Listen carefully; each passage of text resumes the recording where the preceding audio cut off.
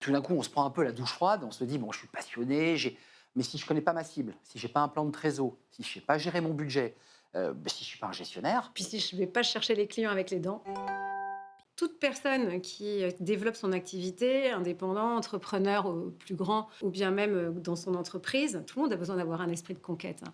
On a toujours l'impression qu'aller chercher des clients, surtout en France, hein, c'est pas très noble, c'est moche, c'est vrai.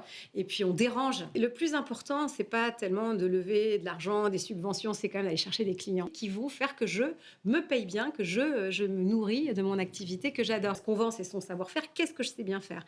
Et une fois qu'on en est conscient, c'est à qui je le vends. Et ces gens-là ont-ils de l'argent? Souvent, on Ça, c'est vrai. s'adresse à des particuliers et où les arbitrages budgétaires sont quand même très très forts. Est-ce qu'il ne faudrait pas mieux, on le fait beaucoup chez Envie, ça, aller voir des entreprises qui ont peut-être plus d'argent, mais elles sont très sollicitées. Donc, comment est-ce que je sors du lot? Et là, c'est au-delà de la cible, c'est est-ce que mon offre est distinctive? Pour moi, c'est si je suis mon propre compte de résultat, que ce soit pour me rémunérer moi ou 10, 20, 100, 50 personnes. En fait, je dépends de moi pour aller chercher du chiffre d'affaires et pour développer mon activité. Donc, j'entreprends ma vie. Un indépendant, on dirait, mais c'est un peu péjoratif, c'est un petit entrepreneur. C'est C'est un tout seul, entrepreneur à sa mesure, à sa mesure. finalement. Et c'est très noble d'entreprendre à sa mesure. Souvent, moi, les entrepreneurs, on en a un millier chez Envie, ils se considèrent un peu comme des entrepreneurs seconde classe. Non seulement c'est noble, mais il faut voir grand. Cette dimension de confiance en soi, d'estime de soi, elle est extrêmement importante. Tu as de la valeur, tu es quelqu'un de valeur. Sois confiant, avance. Je ne suis pas forcément quelqu'un de visionnaire. En revanche, quand un train passe et que c'est le bon, je sais que je Je monte dedans. monte dedans. Dans l'incertitude qui est la nôtre aujourd'hui, bien malin celui qui saura dire je vais faire ça dans 5 ans, puis dans 10. En revanche, c'est